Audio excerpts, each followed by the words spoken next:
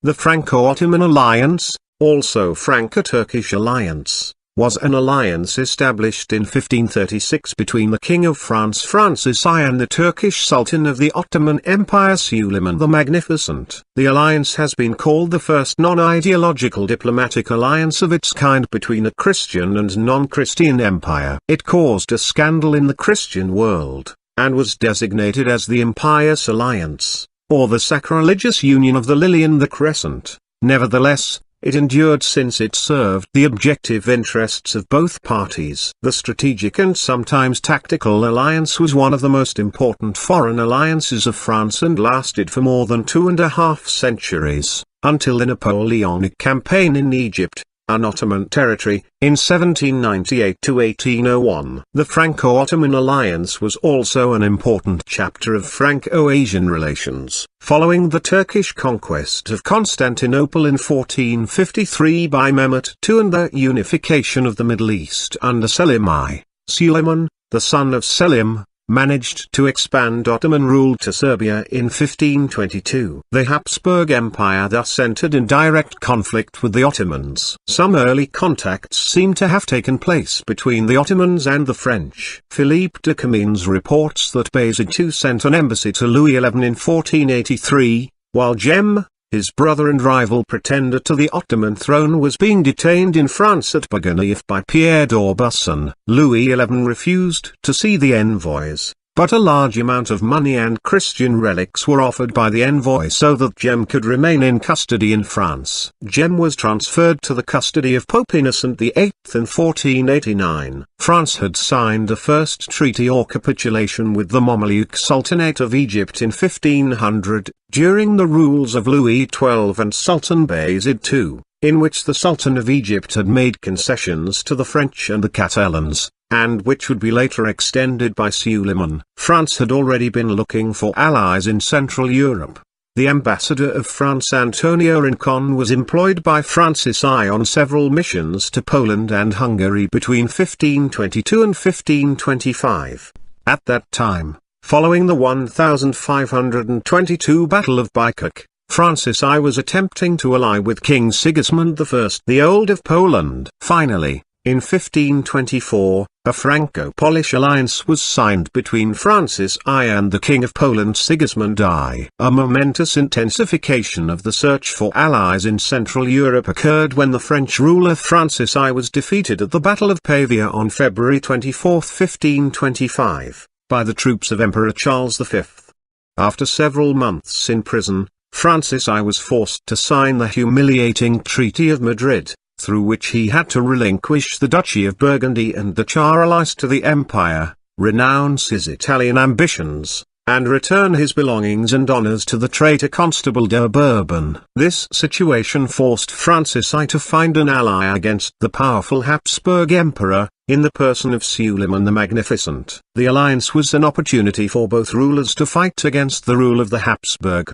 The objective for Francis I was clearly to find an ally in the struggle against the House of Habsburg, although this policy of alliance was in reversal of that of his predecessors. The pretext used by Francis I to seal an alliance with a Muslim power was the protection of the Christians in Ottoman lands, through agreements called capitulations of the Ottoman Empire. King Francis was imprisoned in Madrid when the first efforts at establishing an alliance were made. A first French mission to Suleiman seems to have been sent right after the Battle of Pavia by the mother of Francis I, Louise de Savoy, but the mission was lost on its way in Bosnia. In December 1525 a second mission was sent, led by John Frangipane, which managed to reach Constantinople, the Ottoman capital, with secret letters asking for the deliverance of King Francis I and an attack on the Habsburg. Frangipane returned with an answer from Suleiman, on the 6th of February 1526. I, the Khan and Sultan of Mediterranean, Black Sea, Anatolia, Karaman, Kurdistan, land of Persian, Damascus, Aleppo, Egypt, Mecca and Medina, Jerusalem and all of the lands of Arabian, Yemen and all of many other countries, son of the Bayezid, son of the Sultan Selim, shadow of the god, Sultan Suleiman Khan, and you, governor of the France, Francis. You have sent to my party, refuge of sovereigns, a letter by your faithful agent Frangipane, and you have furthermore entrusted to him sundry verbal communications. You have informed me that the enemy has overrun your country and that you are at present in prison and a captive, and you have here asked aid and succors for your deliverance. Take courage then, and be not dismayed. Our glorious predecessors and our illustrious ancestors, may God light up their tombs, have never ceased to make war to repel the foe and conquer his lands. We ourselves have followed in their footsteps, and have at all times conquered provinces and citadels of great strength and difficult of approach. Night and day our horse is saddled and our sabre is girt. May God on high promote righteousness. May whatsoever he will be accomplished. For the rest, question your ambassador and be informed. Answer from Suleiman I to Francis I of France. February 1526. The plea of the French king nicely corresponded to the ambitions of Suleiman in Europe, and gave him an incentive to attack Hungary in 1526, leading to the Battle of Mohacs.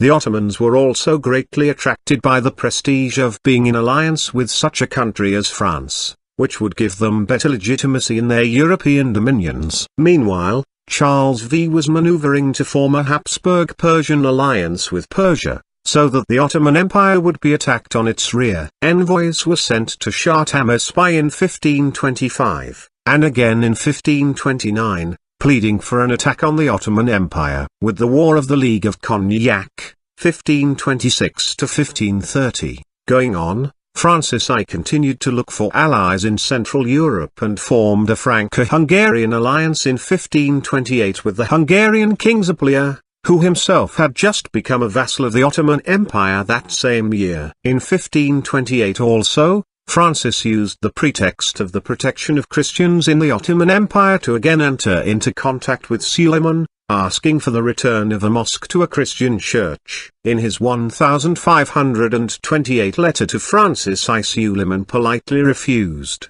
but guaranteed the protection of Christians in his states. He also renewed the privileges of French merchants which had been obtained in 1517 in Egypt. Francis I lost in his European campaigns, and had to sign the Pax des Dames in August 1529. He was even forced to supply some galleys to Charles V in his fight against the Ottomans. However, the Ottomans would continue their campaigns in Central Europe, and besiege the Habsburg capital in the 1529 Siege of Vienna, and again in 1532. In early July 1532, Suleiman was joined by the French ambassador Antonio Rincon in Belgrade. Antonio Rincon presented Suleiman with a magnificent four-tiered tiara, made in Venice for 115,000 ducats. Rincon also described the Ottoman camp: astonishing order, no violence, merchants, women even, coming and going in perfect safety,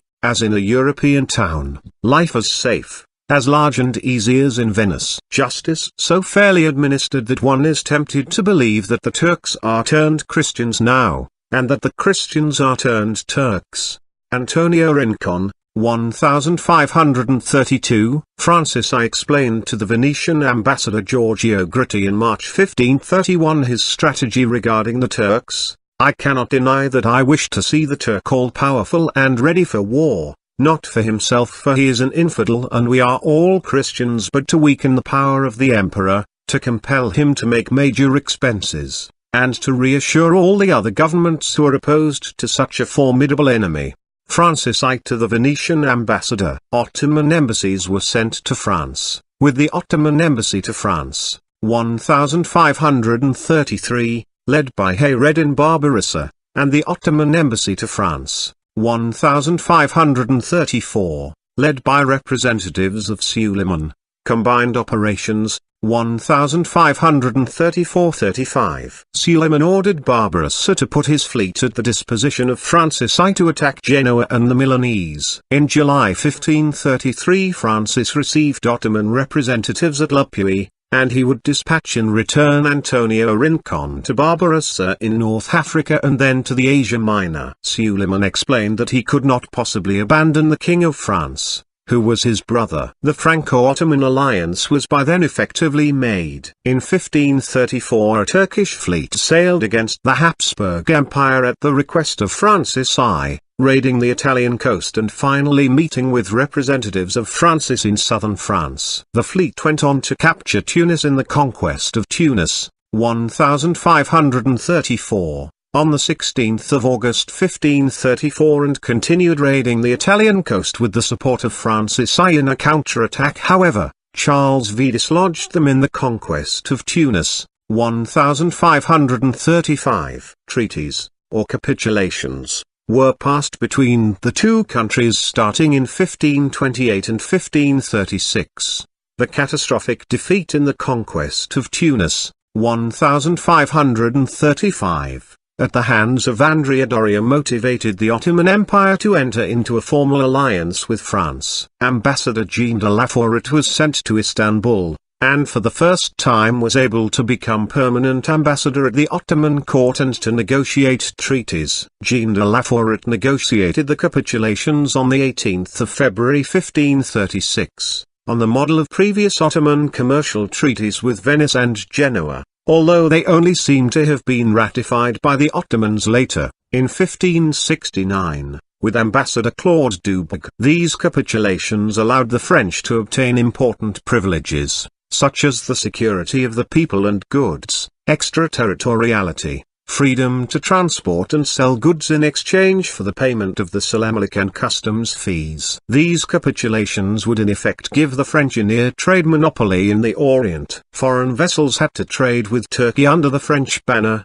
After the payment of a percentage of their trade, a French embassy and a Christian chapel were established in the area of Galata in Constantinople, and commercial privileges were also given to French merchants in the Turkish Empire. Through the capitulations of 1535, the French received the privilege to trade freely in all Ottoman ports. A formal alliance was signed in 1536. The French were free to practice their religion in the Ottoman Empire, and French Catholics were given custody of holy places. The capitulations were again renewed in 1604, and lasted up until the establishment of the Republic of Turkey in 1923. Military and financial agreements. Jean de la Forêt also had secret military instructions to organize a combined offensive on Italy in 1535. Through the negotiations of de la Forêt with the Vizier Ibrahim Pasha, it was agreed that combined military operations against Italy would take place, in which France would attack Lombardy while the Ottoman Empire would attack from Naples. The Ottoman Empire also provided considerable financial support to Francis I in 1533. Suleiman sent Francis I 100,000 gold pieces, so that he could form a coalition with England and German states against Charles V in 1535. Francis asked for another 1 million ducats. The military instructions of Jean de la Forêt were highly specific. Jean de la Forest, whom the king sends to meet with the Grand Signior, Suleiman the Magnificent, will first go from Marseille to Tunis, in Barbary, to meet Sir Haradin, King of Algiers, who will direct him to the Grand Signior. To this objective, next summer, he, the King of France, will send the military force he is preparing to recover what it unjustly occupied by the Duke of Savoy, and from there, to attack the Genoese. This King Francis I strongly praised Sir Haradin, who has a powerful naval force as well as a convenient location, Tunisia, to attack the island of Corsica and other lands, locations, cities, ships and subjects of Genoa, and not to stop until they have accepted and recognized the King of France. The King, besides the above land force, will additionally help with his naval force, which will comprise at least 50 vessels, of which 30 galleys, and the rest galleases and other vessels, accompanied by one of the largest and most beautiful carracks that ever was on the sea. This fleet will accompany and escort the army of Sir Haradin, which will also be refreshed and supplied with food and ammunition by the king, who, by these actions, will be able to achieve his aims, for which he will be highly grateful to Sir Haradin. To the Grand Signior, Monsieur de la Forest must ask for 1 million in gold, and for his army to enter first in Sicilia and Sardinia and establish there a king whom La Forest will nominate, a person who has credit and knows well these islands, which he will retain in the devotion of, and under the shade and support of the King of France. Furthermore, he will recognize this blessing, and send tribute and pension to the Grand Signior to reward him for the financial support he will have provided to the king, as well as the support of his navy, which will be fully assisted by the King of France. Military instruction from Francis I to Jean de la Forest, 1535. Finally, Suleiman intervened diplomatically in favor of Francis on the European scene. He is known to have sent at least one letter to the Protestant princes of Germany to encourage them to ally with Francis I against Charles V. Francis I effectively allied with the Schmalkaldic League against Charles V in 1535. Franco-Ottoman military collaboration took place during the Italian War of 1536 to 1538 following the 1536 treaty negotiated by Jean de la Forest. Francis I invaded Savoy in 1536. Starting the war, a Franco-Turkish fleet was stationed in Marseille by the end of 1536, threatening Genoa. While Francis I was attacking Milan and Genoa in April 1536, Barbarossa was raiding the Habsburg possessions in the Mediterranean. In 1536 the French Admiral Baron de Saint-Blanquet combined his 12 French galleys with a small Ottoman fleet belonging to Barbarossa in Alger, an Ottoman galley and 6 galiots, to attack the island of Ibiza in the Balearic Islands. After failing to capture the Tower of Sail, the fleet traded the Spanish coast from Tortosa to Collier, finally wintering in Marseille with 30 galleys from the 15th of October 1536, the first time a Turkish fleet laid up for the winter in Marseille. For 1537 important combined operations were agreed upon, in which the Ottomans would attack southern Italy and Naples under Barbarossa,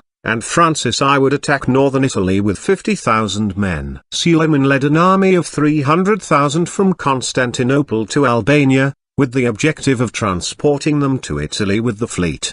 The Ottoman fleet gathered in Avlona with 100 galleys, accompanied by the French ambassador Jean de la Forest. They landed in Castro, Apulia by the end of July 1537, and departed 2 weeks later with many prisoners. Barbarossa had laid waste to the region around Otranto, carrying about 10,000 people into slavery. Francis, however, failed to meet his commitment, and instead attacked the Netherlands. The Ottomans departed from southern Italy, and instead mounted the siege of Corfu in August 1537, where they were met by the French Admiral Baron de Saint-Blanquet with 12 galleys in early September 1537. Saint-Blanquet in vain attempted to convince the Ottomans to again raid the coasts of Apulia, Sicily in the March of Ancona, and Suleiman returned with his fleet to Istanbul by mid-September without having captured Corfu. French ambassador Jean de la Forest became seriously ill and died around that time. Francis I finally penetrated into Italy, and reached Rivoli on the 31st of October 1537. For 2 years, until 1538, Saint-Blanquet would accompany the fleet of Barbarossa, and between 1537–38 Saint-Blanquet would winter with his galleys in Istanbul and meet with Suleiman. During that time, Saint-Blanquet was funded by Barbarossa.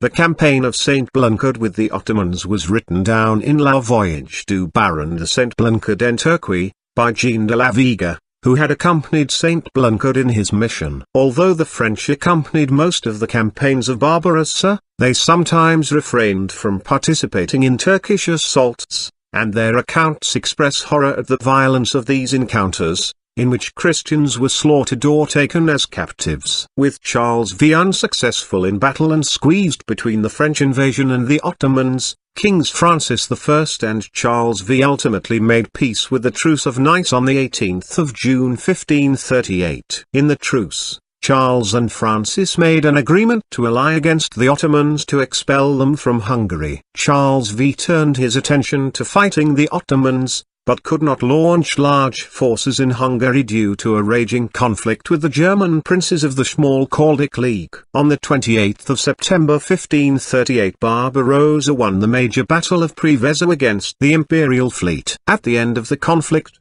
Suleiman set as a condition for peace with Charles V that the latter returns to Francis I the lands that were his by right. The Franco-Ottoman alliance was crippled for a while, however, due to Francis' official change of alliance at Nice in 1538. Open conflict between Charles and Francis would resume in 1542, as well as Franco-Ottoman collaboration, with the 4th of July 1541 assassination by imperial troops of the French ambassador to the Ottoman Empire Antonio Rincon, as he was travelling through Italy near Pavia. Italian War of 1542 to 1546 and Hungary Campaign of 1543. During the Italian War of 1542 to 46 Francis I and Suleiman I were again pitted against the Holy Roman Emperor Charles V and Henry VIII of England. The course of the war saw extensive fighting in Italy, France, and the Low Countries, as well as attempted invasions of Spain and England, but, although the conflict was ruinously expensive for the major participants, its outcome was inconclusive. In the Mediterranean, active naval collaboration took place between the two powers to fight against Spanish forces, following a request by Francis I, conveyed by Antoine Escalin de Aimars, also known as Captain Pullen. In early 1542, Pullen successfully negotiated the details of the alliance, with the Ottoman Empire promising to send 60,000 troops against the territories of the German King Ferdinand, as well as 150 galleys against Charles, while France promised to attack Flanders, harass the coasts of Spain with a naval force, and send 40 galleys to assist the Turks for operations in the Levant. A landing harbour in the north of the Adriatic was prepared for Barbarossa, at Murano. The port was seized in the name of France by Piero Strozzi on the 2nd of January 1542. Pallin left Constantinople on the 15th of February 1542 with a contract from Suleiman outlining the details of the Ottoman commitment for 1542. He arrived in Blois on the 8th of March 1542 to obtain ratification of the agreement by Francis I. Accordingly, Francis I designated the city of Perpignan as the objective for the Ottoman expedition, in order to obtain a seaway to Genoa. Pallin, after some delays in Venice, finally managed to take a galley to Constantinople on the 9th of May 1542, but he arrived too late for the Ottomans to launch a sea campaign. Meanwhile, Francis I initiated the hostilities with Charles V on the 20th of July 1542, and kept with his part of the agreement by laying siege at Perpignan and attacking Flanders. André de Montalembert was sent to Constantinople to ascertain the Ottoman offensive, but it turned out that Suleiman, partly under the anti-alliance influence of Suleiman Pasha, was unwilling to send an army that year, and promised to send an army twice as strong the following year, in 1543. When Francis I learned from André de Montalembert that the Ottomans were not coming, he raised the siege of Perpignan. Most notably, the French forces, led by François de Bourbon, and the Ottoman forces, led by Barbarossa, joined at Marseille in August 1543, and collaborated to bombard the city of Nice in the Siege of Nice. In this action 110 Ottoman galleys, amounting to 30,000 men, combined with 50 French galleys. The Franco-Ottomans laid waste to the city of Nice, but were confronted by a stiff resistance which gave rise to the story of Catherine Seguin. They had to raise the siege of the citadel upon the arrival of enemy troops. After the siege of Nice, the Ottomans were offered by Francis to winter at Toulon, so that they could continue to harass the Holy Roman Empire, and especially the coast of Spain and Italy, as well the communications between the two countries, lodged the Lord Barbarossa sent to the king by the Great Turk, with his Turkish army and grand seigneurs to the number of 30,000 combatants during the winter in his town and port of Toulon. For the accommodation of the said army as well as the well-being of all his coast, it will not be suitable for the inhabitants of Toulon to remain and mingle with the Turkish nation, because of difficulties which might rise, instruction of Francis I to his Lord Lieutenant of Provence. During the wintering of Barbarossa, the Toulon Cathedral was transformed into a mosque. The call to prayer occurred 5 times a day, and Ottoman coinage was the currency of choice. According to an observer, to see Toulon, one might imagine oneself at Constantinople. Throughout the winter, the Ottomans were able to use Toulon as a base to attack the Spanish and Italian coasts, raiding San Remo, Borghetto Santo Spirito, Ceriale, and defeating Italo-Spanish naval attacks. Sailing with his whole fleet to Genoa, Barbarossa negotiated with Andrea Doria the release of Turgot Race.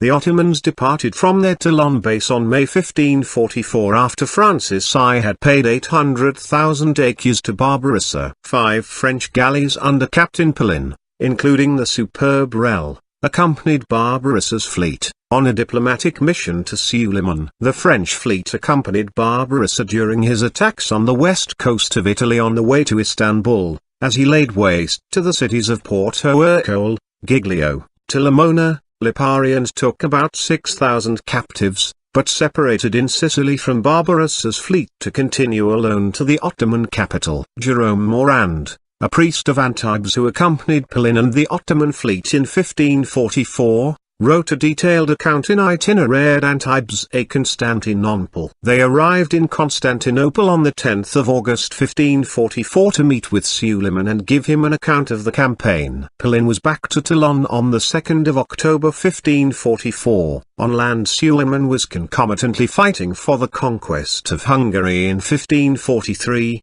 As a part of the Little War, French troops were supplied to the Ottomans on the Central European front. In Hungary, a French artillery unit was dispatched in 1543-1544 and attached to the Ottoman army. Following major sieges such as the Siege of Esztergom, 1543, Suleiman took a commanding position in Hungary, obtaining the signature of the Truce of Adrianople with the Habsburg in 1547. Letter of Francis I to the Drogman Janus Bey, the 28th of December 1546. Delivered by Darroman. The letter is countersigned by the State Secretary Claude de L'Aubespin, bottom right corner. Besides the powerful effect of a strategic alliance encircling the Habsburg Empire, combined tactical operations were significantly hampered by the distances involved, the difficulties in communication, and the unpredictable changes of plans on one side or the other. From a financial standpoint, fiscal revenues were also generated for both powers through the ransoming of enemy ships in the Mediterranean. The French royal house also borrowed large amounts of gold from the Ottoman banker Joseph Nazi and the Ottoman Empire, amounting to around 150,000 écus as of 1565, the repayment of which became contentious in the following years. In 1547, when Suleiman the Magnificent attacked Persia in his second campaign of the Ottoman Safavid War, 1532-1555, France sent him the ambassador Gabriel de Lietz to accompany him in his campaign. Gabriel de Lietz was able to give decisive military advice to Suleiman, as when he advised on artillery placement during the siege of Vannes. The alliance provided strategic support to, and effectively protected, the Kingdom of France from the ambitions of Charles V. It also gave the opportunity for the Ottoman Empire to become involved in European diplomacy and gain prestige in its European dominions. According to historian Arthur Hassall, the consequences of the Franco-Ottoman alliance were far-reaching. The Ottoman alliance had powerfully contributed to save France from the grasp of Charles V. It had certainly aided Protestantism in Germany, and from a French point of view, it had rescued the North German allies of Francis I.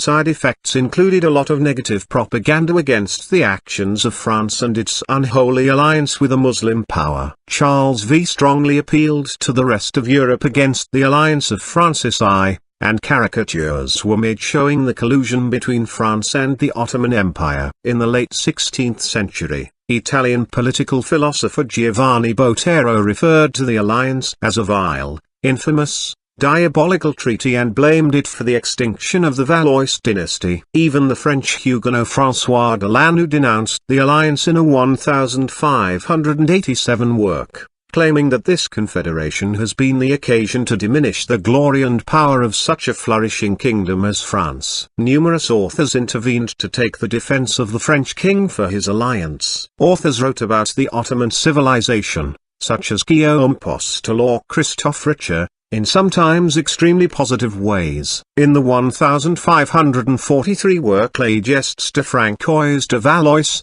Echine Dolet justified the alliance by comparing it to Charles V's relations with Persia and Tunis. Dolet also claimed that it should not be forbidden for a prince to make alliance and seek intelligence of another, whatever creed or law he may be. The author François de Sagan wrote in 1544 Apologie en défense pour le roi, a text defending the actions of Francis I by drawing parallels with the parable of the Good Samaritan in the Bible, in which Francis is compared to the wounded man, the emperor to the thieves, and Suleiman to the Good Samaritan providing help to Francis. Guillaume du Bellay and his brother Jean du Bellay wrote in defense of the alliance, at the same time minimizing it and legitimizing on the ground that Francis I was defending himself against an aggression. Jean de Montluc used examples from Christian history to justify the endeavor to obtain Ottoman support. Jean de Montluc's brother Blaise de Montluc argued in 1540 that the alliance was permissible because against one's enemies one can make arrows of any kind of wood. In 1551,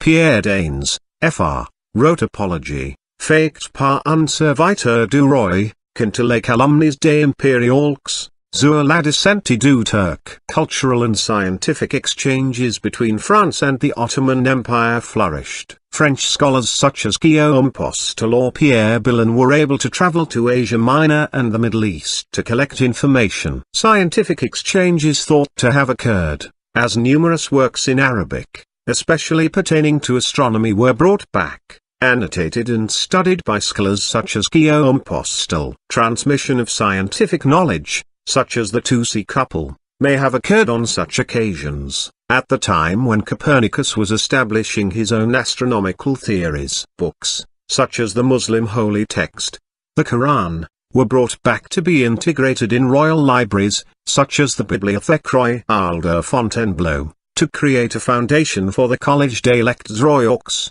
future Collège de France. French novels and tragedies were written with the Ottoman Empire as a theme or background. In 1561, Gabriel Baunan published La Soldan, a tragedy highlighting the role of Roxlane in the 1553 execution of Mustafa, the elder son of Suleiman. This tragedy marks the first time the Ottomans were introduced on stage in France. International trade. Strategically, the alliance with the Ottoman Empire also allowed France to offset to some extent the Habsburg Empire's advantage in the New World trade, and French trade with the Eastern Mediterranean through Marseille indeed increased considerably after 1535. After the capitulations of 1569, France also gained precedence over all other Christian states, and her authorization was required for when other state wished to trade with the Ottoman Empire. The son of Francis I, Henry II,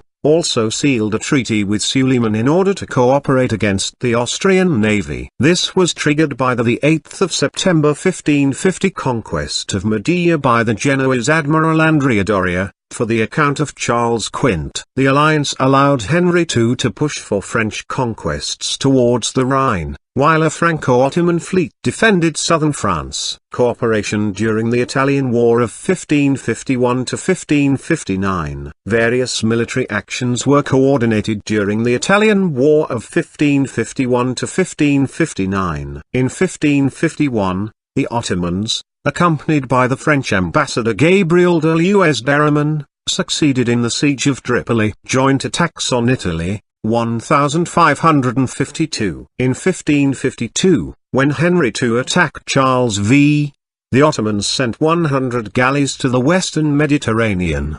The Ottoman fleet was accompanied by 3 French galleys under Gabriel de L'Huez-Daraman, who accompanied the Ottoman fleet from Istanbul in its raids along the coast of Calabria in southern Italy, capturing the city of Reggio. The plan was to join with the French fleet of Baron de la Garde and the troops of the Prince of Salerno, but both were delayed and could not join the Ottomans in time. In the Battle of Ponza in front of the island of Ponza with 40 galleys of Andrea Doria, the Franco-Ottoman fleet managed to vanquish them and capture 7 galleys on the 5th of August 1552. The Franco-Ottoman fleet left Naples to go back to the east on 10 August, missing the Baron de Lane Guard, who reached Naples a week later with 25 galleys and troops.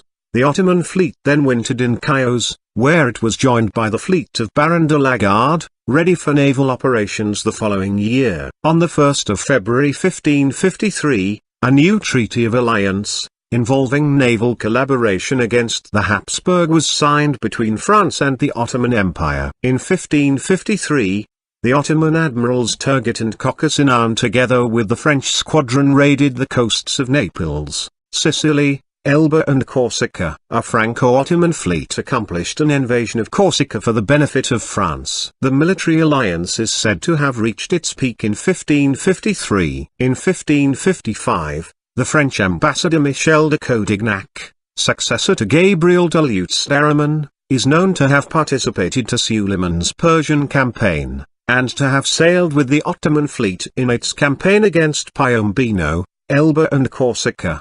The Ottoman admiral Turgot was one of the key Ottoman protagonists in these actions. On the 30th of December 1557, Henry II wrote a letter to Suleiman, asking him for money, saltpeter, and 150 galleys to be stationed in the west. Through the services of his ambassador Jean Cavaignac de Lavin, Henry II obtained the dispatch of an Ottoman fleet to Italy in 1558, with little effect however apart from the sack of Sorrento.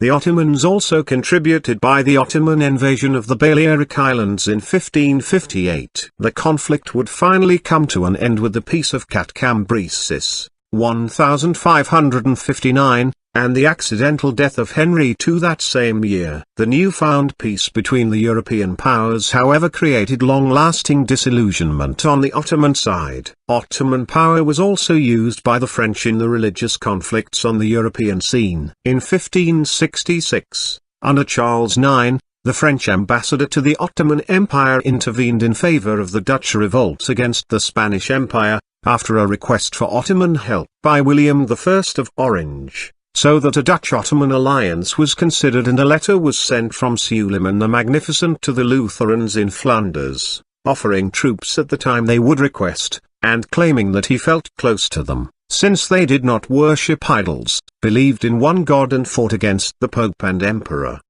The Ottoman Empire was indeed known at that time for its religious tolerance. Various religious refugees, such as the Huguenots, some Anglicans, Quakers, Anabaptists or even Jesuits or Capuchins and Jews, Marranos, were able to find refuge at Constantinople and in the Ottoman Empire, where they were given right of residence and worship. Further, the Ottomans supported the Calvinists in Transylvania and Hungary, but also in France. The contemporary French thinker Jean Bodin wrote, "The great emperor of the Turks does with as great devotion as any prince in the world honor and observe the religion by him received from his ancestors, and yet detests he not the strange religions of others, but on the contrary permits every man to live according to his conscience, yes, and that more is, near unto his palace at Pera, suffers for diverse religions, viz.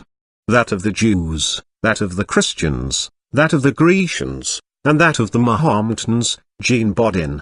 The Ottoman Empire was at the height of its power, but for the 40 years after these events, France would become embroiled in the bitter French wars of religion, and Ottoman power would start to slowly weaken after the 1571 Battle of Lepanto. In 1572, after the death of the Polish king Sigismund Augustus, who had been under a Polish-Ottoman alliance of his own, Poland elected the French Henri de Valois, rather than Habsburg candidates, partly in order to be more agreeable to the Ottoman Empire. The choice of Henri de Valois had apparently been proposed by the Ottoman Grand Vizier Mehmet Sokali. When Henri left to return to France in 1575, he was succeeded by Stephen Bathory of Poland, who also had been supported by the Ottomans in obtaining the Transylvanian throne in 1571. In 1574, William of Orange and Charles IX of France, through his pro-Huguenot ambassador François de Noailles, Bishop of Dax, tried to obtain the support of the Ottoman ruler Selim II in order to open a new front against the Spanish King Philip II. Selim II sent his support through a messenger, who endeavored to put the Dutch in contact with the rebellious Moriscos of Spain and the pirates of Algiers. Selim also sent a great fleet in the capture of Tunis in October 1574, thus succeeding in reducing Spanish pressure on the Dutch. French Huguenots were in contact with the Moriscos in plans against Spain in the 1570s. Around 1575, plans were made for a combined attack of Aragonese Moriscos and Huguenots from Béarn under Henri de Navarre against Spanish Aragon, in agreement with the King of Algiers and the Ottoman Empire, but these projects foundered with the arrival of John of Austria in Aragon and the disarmament of the Moriscos. In 1576, a three-pronged fleet from Constantinople was planned to disembark between Murcia and Valencia while the French Huguenots would invade from the north and the Moriscos accomplish their uprising, but the Ottoman fleet failed to arrive. Ottoman support for France would continue, as well as support for the Dutch and the English after 1580, and support for Protestants and Calvinists, as a way to counter Habsburg attempts at supremacy in Europe. For a time though, the Ottoman Safavid War, 1578–1590, turned the Ottomans' attention away from Europe. Ottoman-Persian diplomatic rivalry in Europe. The conflict between the Ottomans and the Persians led the latter to try to forge a counteracting Habsburg-Persian alliance with other European powers against the Ottoman Empire, particularly with the Habsburg Empire, Italy and Spain. This plan was formalized by two major diplomatic endeavors: the Persian Embassy to Europe, 1599–1602, and the Persian Embassy to Europe, 1609–1615. The results however seem to have been limited. Continuation. For the 3 centuries following the beginning of the alliance, the Ottoman effectively continued to respect their commitment to protect Christian communities in their realm. The French kings succeeding to Francis I also generally maintained their pro-Ottoman policy. Numerous Ottoman embassies were received at the French court, from Suleiman to Francis I in 1533, from Suleiman to Charles IX in 1565, Embassy of Hajji Murad, from Selim II to Charles IX in 1571, from Murad III to Henry III in 1581. Even before Henry IV's succession to the throne, the French Huguenots were in contact with the Moriscos in plans against Habsburg Spain in the 1570s. Around 1575, plans were made for a combined attack of Aragonese Moriscos and Huguenots from Béarn under Henri de Navarre against Spanish Aragon, in agreement with the King of Algiers and the Ottoman Empire. But these projects foundered with the arrival of John of Austria in Aragon and the disarmament of the Moriscos. In 1576, a three-pronged fleet from Constantinople was planned to disembark between Murcia and Valencia while the French Huguenots would invade from the north and the Moriscos accomplish their uprising. But the Ottoman fleet failed to arrive. Henry IV continued the policy of Franco-Ottoman alliance and received an embassy from Mehmed III in 1601. In 1604, a peace treaty and capitulation was signed between Henry IV and the Ottoman Sultan Ahmet I, giving numerous advantages to France in the Ottoman Empire. An embassy was sent to Tunisia in 1608. Led by François Sivry de Brives. An embassy was again sent to Louis XIII in 1607, and from Mehmed IV to Louis XIV in 1669 in the person of Ambassador Mutafarika Suleiman Aga, who created a sensation at the French court and even triggered a Turkish fashion. The Orient came to have a strong influence in French literature, as about 50% of French travel guides in the 16th century were dedicated to the Ottoman Empire. French influence remained paramount at Istanbul, and the capitulations were renewed in 1604, forcing all nations to trade under the protection and flag of France, except for England and Venice, which were competing with Holland for influence in the Levant. In the context of competition for influence between Western powers, relations between France and the Ottoman Empire started to cool significantly. In 1643, the French lost the custody of the holy places to the Greeks. Initially, the sentiment of Louis XIV towards the Ottoman Empire seems to have been quite negative, and French troops assisted the Austrians against the Turks at the 1664 Battle of St. Gothard,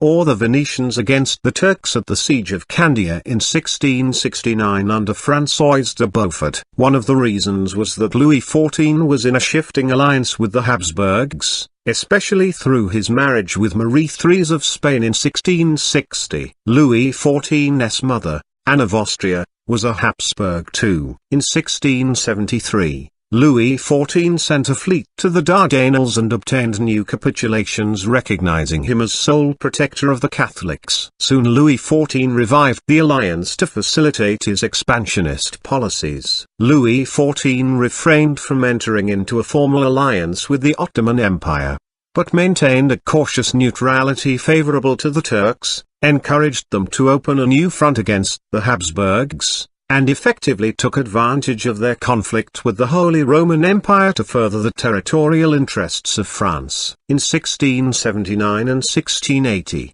Louis XIV through his envoy Gillarix encouraged the Ottoman Grand Vizier Kara Mustafa to intervene in the Magyar rebellion against the Habsburg, but without success. Louis XIV communicated to the Turks that he would never fight on the side of the Austrian Emperor Leopold I, and he instead massed troops at the eastern frontier of France. These reassurances encouraged the Turks not to renew the 20-year 1664 Vazva truce with Austria and to move to the offensive. From 1683 and for a period of 16 years, the Holy Roman Empire would be occupied in fighting the Ottoman Empire in the Great Turkish War. Louis XIV refused to participate in the Holy League, a coalition of European powers against the Ottomans, adopting a position of neutrality, and encouraged Mehmed IV to persevere in his fight against the Habsburgs. Pamphleteers and poets would criticize the position of Louis XIV, and reinforce the unity of the League, by describing a battle between European liberty on the one hand and Eastern despotism associated with French absolutism on the other.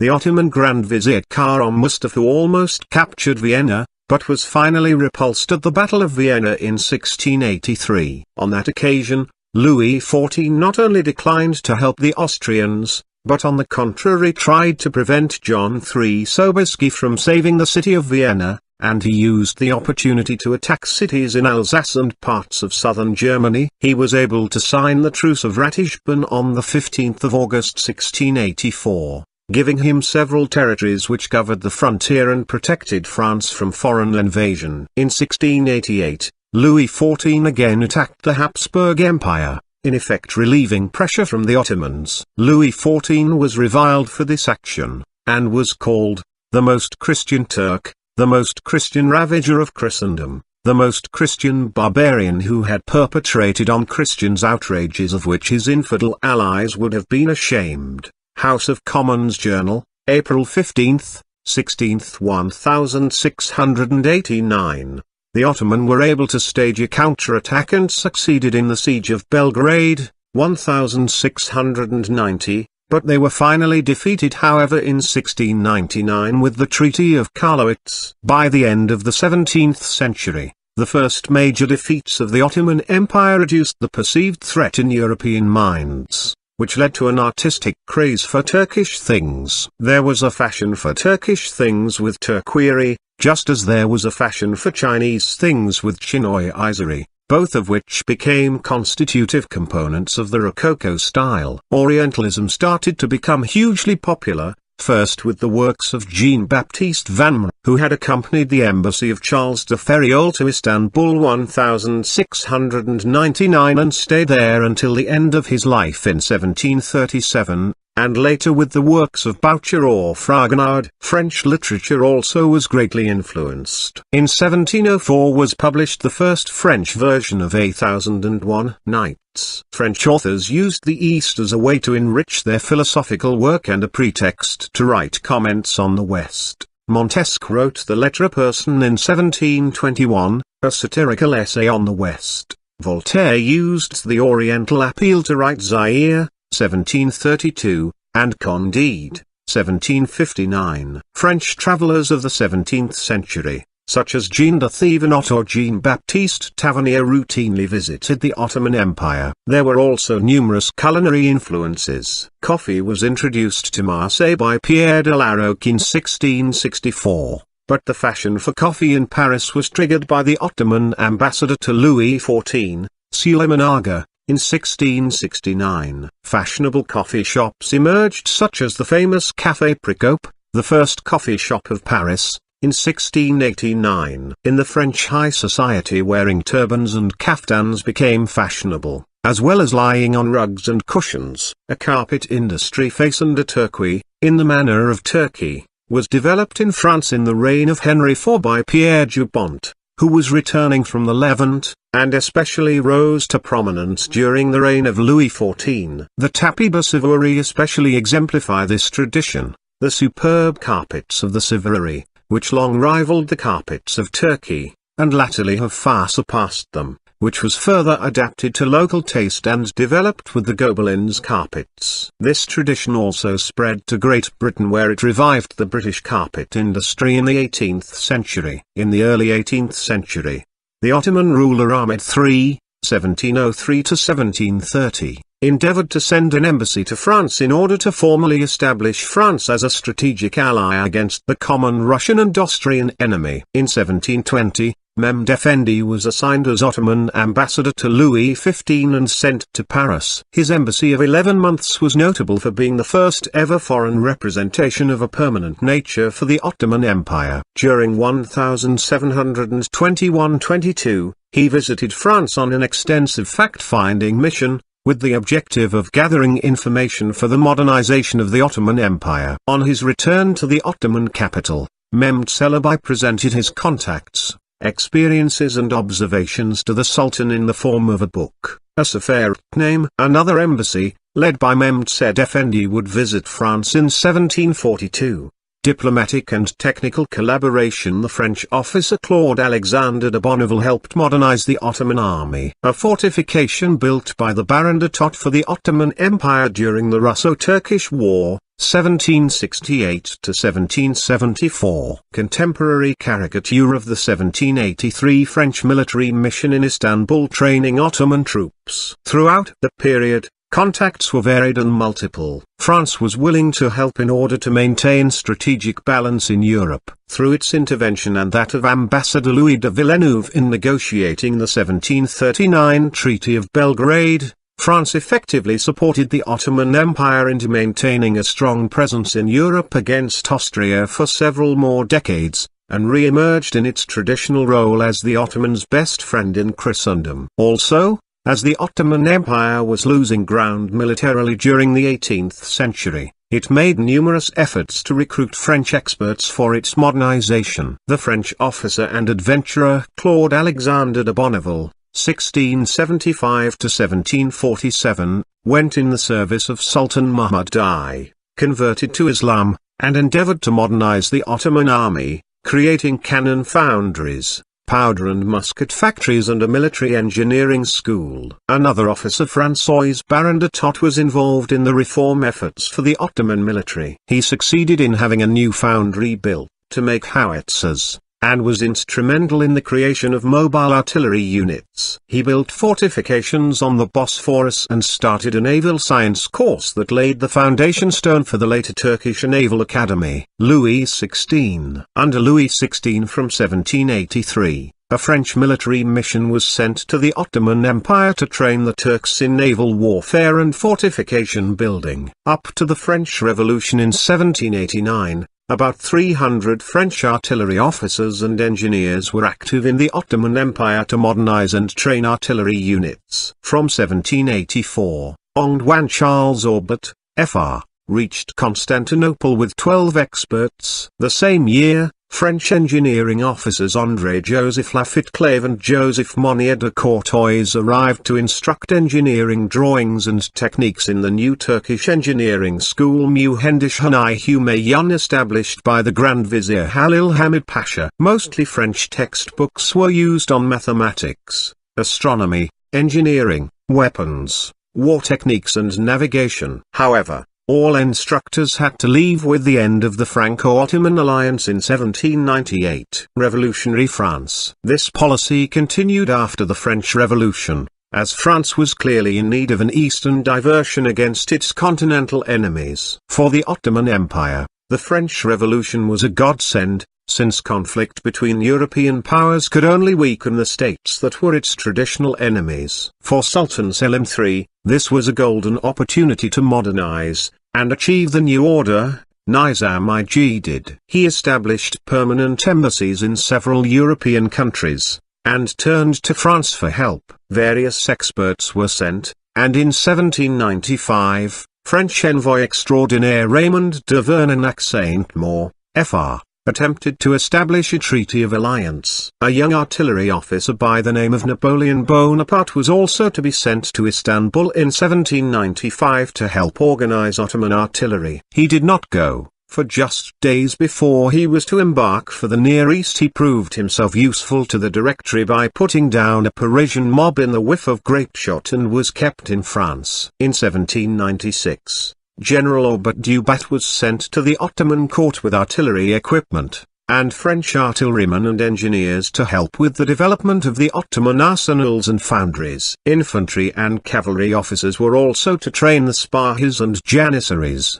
but they were frustrated by the opposition of the Janissaries. This relationship would sour with the ascent of Napoleon I. With the advent of Napoleon I, France adopted a strongly expansionist policy which put it in direct contact with the Ottoman Empire. Following the Treaty of Campo Formio in 1797, France acquired possessions in the Mediterranean such as the Ionian Islands as well as former Venetian bases on the coast of Albania and Greece. Relations with the Ottoman Empire became all of a sudden more conflictual. Napoleon Bonaparte invaded Egypt in 1798 and fought against the Ottomans to establish a French presence in the Middle East, with the ultimate dream of linking with Tipu Sahib in India. Although the long period of Franco-Ottoman friendship was now over, Napoleon I still claimed great respect for Islam, and appealed to the long history of friendly relations between the Ottoman Empire and France. Peoples of Egypt, you will be told that I have come to destroy your religion. Do not believe it. Answer that I have come to restore your rights and punish the usurpers, and that, more than the Mamelukes, I respect God, His Prophet and the Quran. Is it not we who have been through the centuries the friends of the Sultan? Napoleon to the Egyptians. Napoleon had toppled the Mameluke Beys, the effective rulers of Egypt under nominal Ottoman suzerainty, but still raised the French flag side by side with the Ottoman banner throughout the Egyptian territory, claiming his love for Islam, and saying that they were saving the Ottomans from the Mamelukes. Selim III however immediately declared a jihad and sought the help of Britain and Russia, who felt both threatened by Napoleon's conquests. On January 9, 1799, the Ottoman Empire allied with Russia, and 2 days later with Great Britain. Britain took the opportunity to ally with the Ottoman Empire in order to repel Napoleon's invasion, intervening militaries during the Siege of Acre with Admiral William Sidney Smith in 1799, or under Ralph Abercrombie at the Battle of Erbuka in 1801. By 1802, the French were completely vanquished in the Middle East. A final, but short-lived, alliance. The French general Horace Sebastiani negotiated the alliance with Selim III. Soon however, in 1803, France and Great Britain were again at war, and Napoleon went to great lengths to try to convince the Ottoman Empire to fight against Russia in the Balkans and join his anti-Russian coalition. On its side, Russia vied for Ottoman favor, and succeeded in signing a treaty of defensive alliance in 1805. Napoleon continued his efforts to win the Ottoman Empire to his cause. He sent General Horace Sebastiani as envoy extraordinary. Napoleon promised to help the Ottoman Empire recover lost territories. He wrote to the Sultan, "Are you blind to your own interests? Have you ceased to reign? If Russia has an army of 15,000 men at Corfu, do you think that it is directed against me? Armed vessels have the habit of hastening to Constantinople. Your dynasty is about to descend into oblivion. Trust only your true friend, France." Letter from Napoleon to Selim III. Ottoman Ambassador Hal Effendi in the coronation of Napoleon in 1804, by Jacques-Louis David, detail. In February 1806, following Napoleon's remarkable victory in the Battle of Austerlitz in December 1805 and the ensuing dismemberment of the Habsburg Empire, Selim III finally refused to ratify the Russian and British alliances, and recognized Napoleon as emperor, formally opting for an alliance with France, a sincere and natural ally, and war with Russia and Britain. He also sent Mu'ib Effendi to Paris as ambassador, 1806 to 1811. Selim III's decisions in favor of France triggered the 1806 Russo-Turkish War and the 1807 Anglo-Turkish War. Selim III repelled the British fleet of John Thomas Duckworth with the help of Sebastiani, but lost several major encounters against Russia,